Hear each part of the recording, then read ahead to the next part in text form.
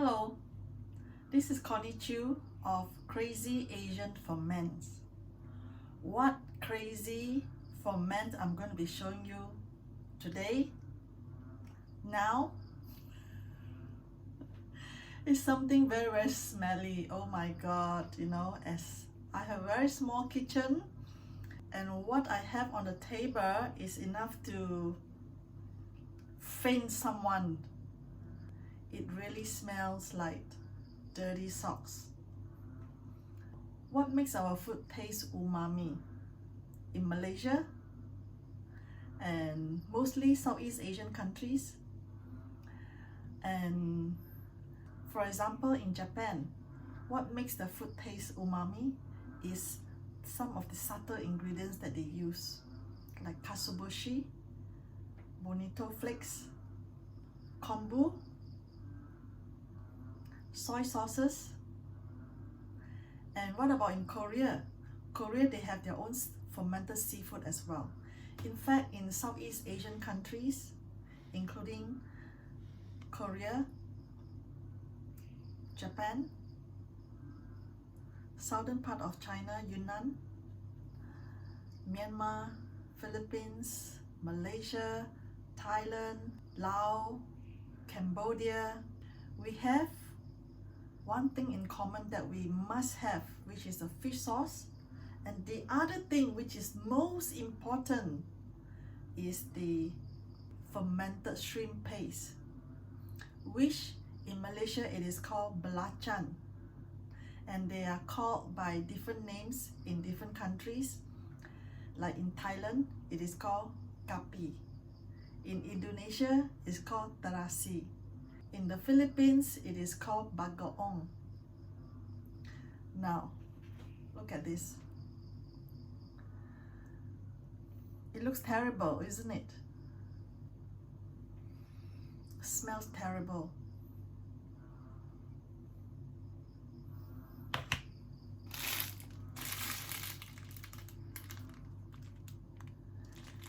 They smell one thing in common: prawny. It smell prawny, smell really bad and salty because they added a lot of salt. Normally before we put the belachan into our cooking, we want to taste how salty they are. So saltiness can be different at different level. If you put too much of it, and it makes the dishes taste too salty. Some pretty good quality which I love using is the Thailand fermented shrimps. Look at this.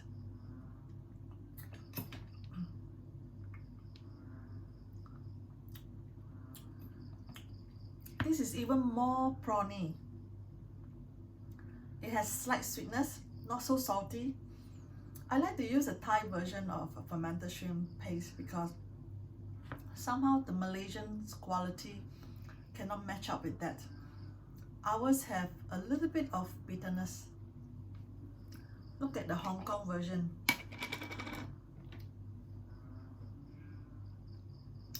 In Hong Kong, they are called ha jiong, basically prawn paste.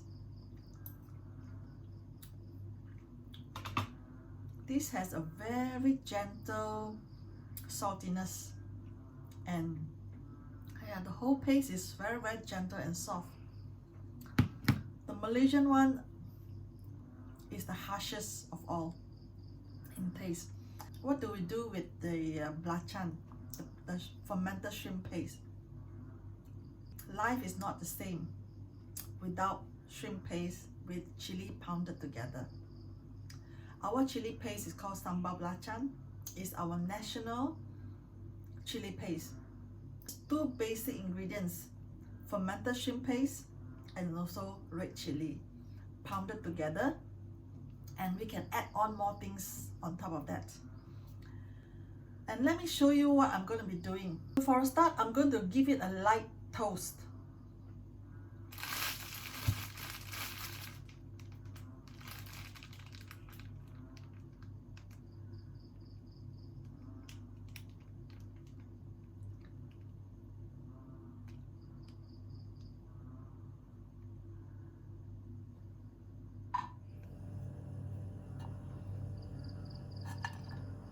toast it under very, very low fire.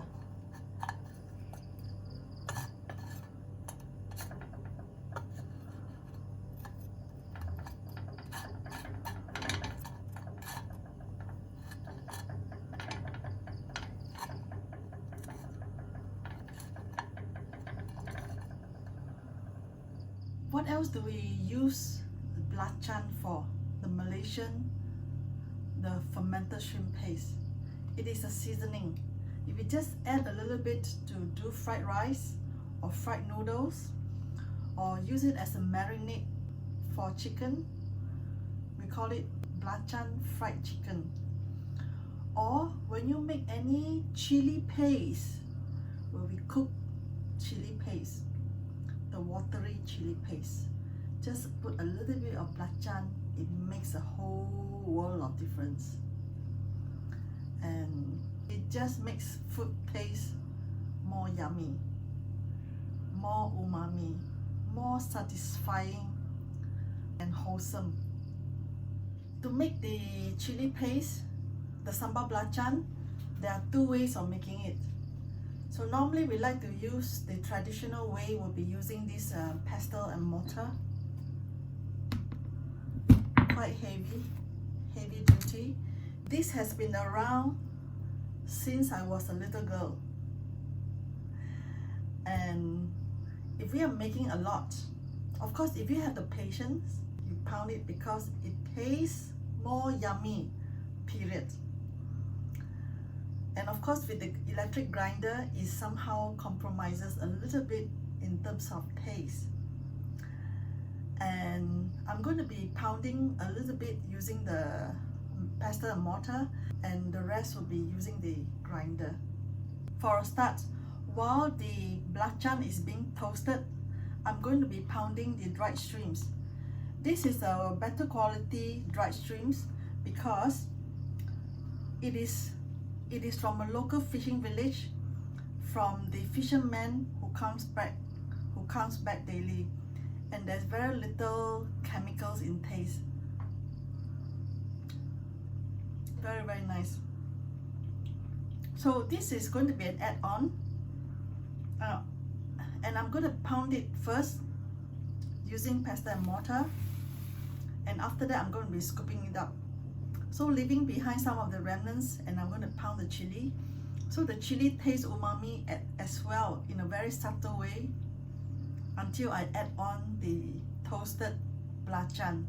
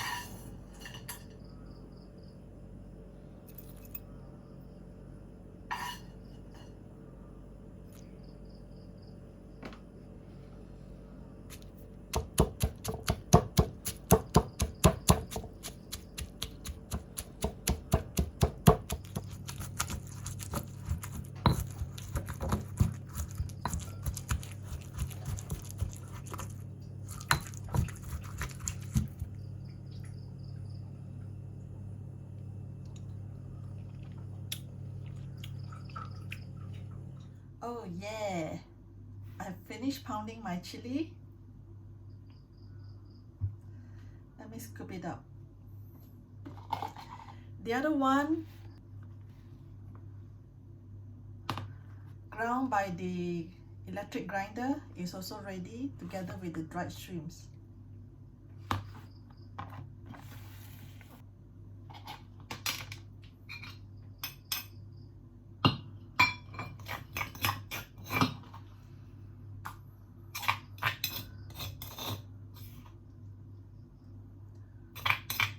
when we were young,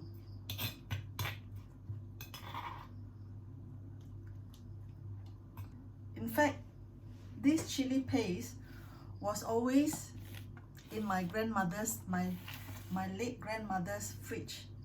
The chili paste, the Sambal Belachan, is always in the fridge together with the dried shrimps. And after that, we add on and we make it taste delicious. And nothing beats the one that is freshly made by my father every time. After scooping out the Sambal Belachan, he never scoop finish. There's always some remnants in the mortar. You see, this is what he did. Hot rice. You see, you can see that I'm salivating now.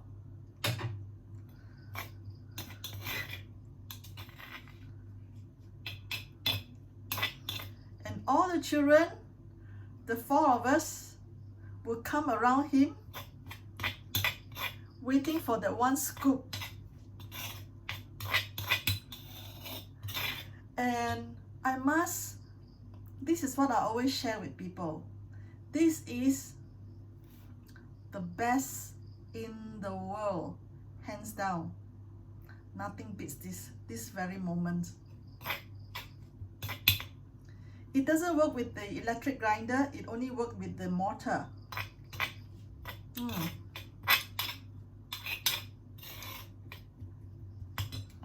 And a little bit of soy sauce.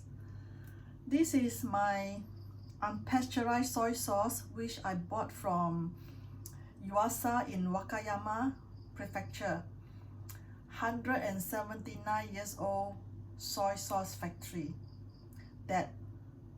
who is still the only one who makes soy sauce the traditional way.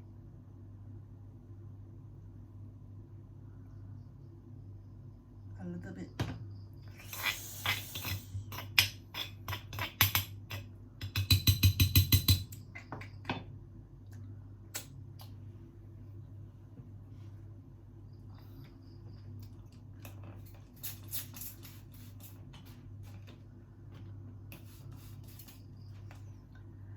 And all the children, and we were all waiting for this moment. All of us, the little ones, waiting for my father to scoop this, and he will be eating first.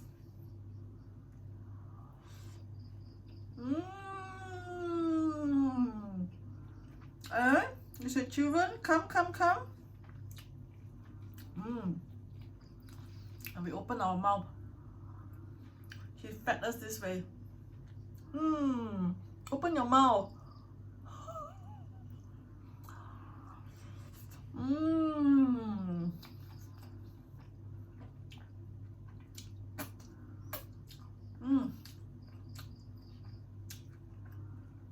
Hands down the best. Now some of you, my friend, who live in America or Europe, the Western countries, you might want to try this. What you do is go to the Asian store, find either Malaysian or Thailand fermented shrimp paste. The Malaysian shrimp paste is called Belachan.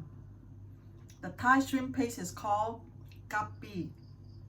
Or if you can find Indonesian one, it's called terasi. So with that, lightly toast it, mix with the red chili. You can add, I actually added a little bit of the shokoji as well, a little bit. You may want to add a little bit of sugar as well, okay? So if you do not have the pestle and mortar, that's fine. Use an electric grinder. Experience what I've just said to you. Also, not to be wasted.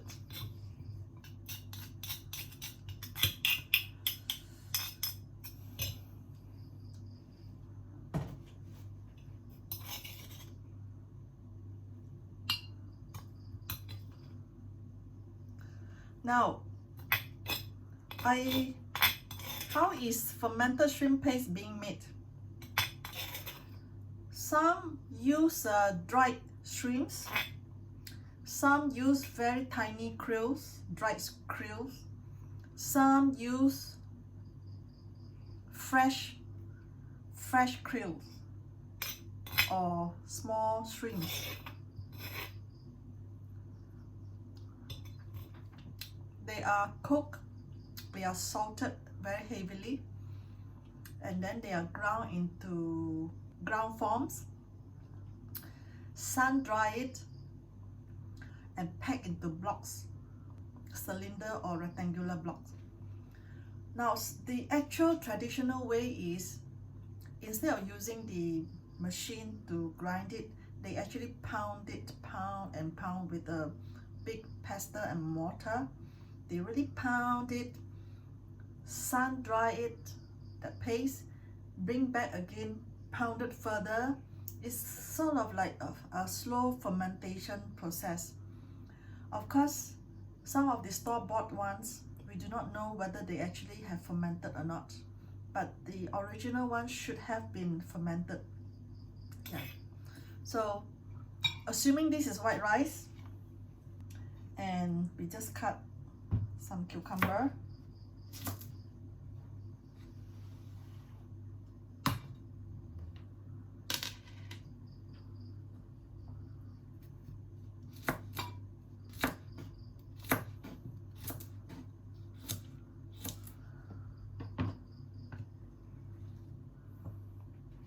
I'm going to use this to show you an example of how we add on.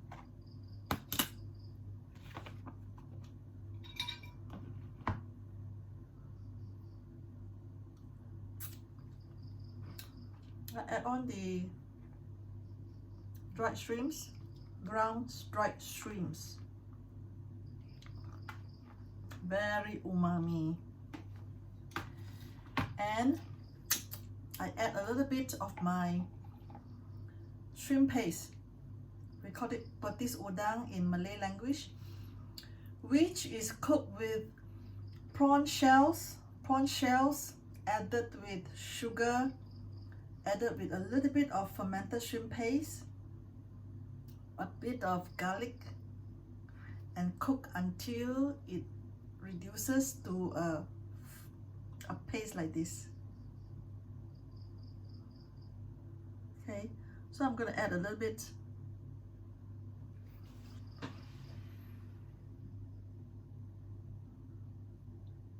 This is sweet. Okay, so not too much.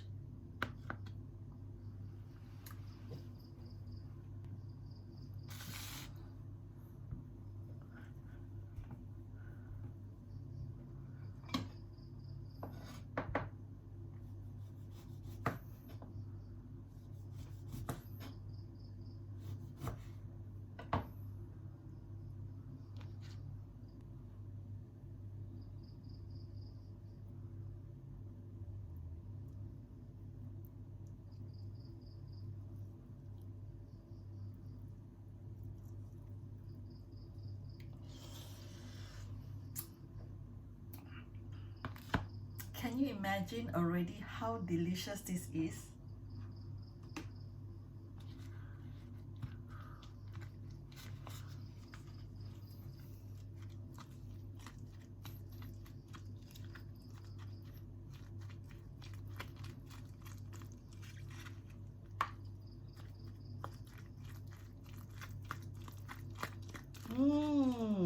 Smells so good.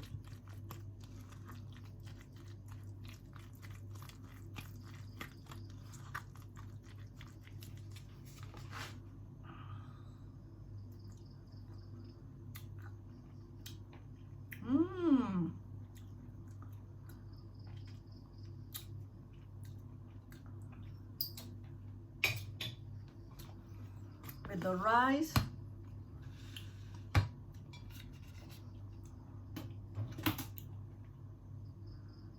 rice is here, and we normally eat it with raw veggies.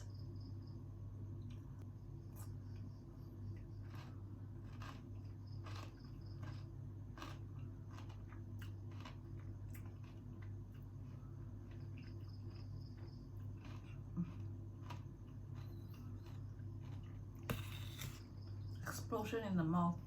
Boom, boom, boom. String beans.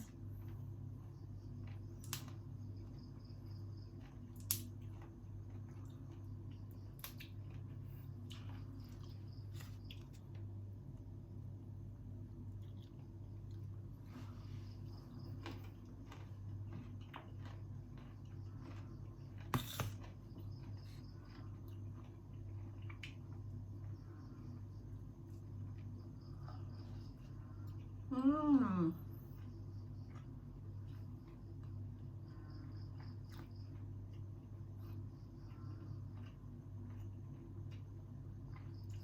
This reminds me of my childhood, my younger days when my late parents were still around. This is the kind of food that we eat. We are pretty satisfied with just this chili paste, sambal belacan and rice. That's it. Perhaps one cucumber and a sunny side up. That is hands down the best in the world. I wish you are here with me. Thank you for watching. Thank you so much.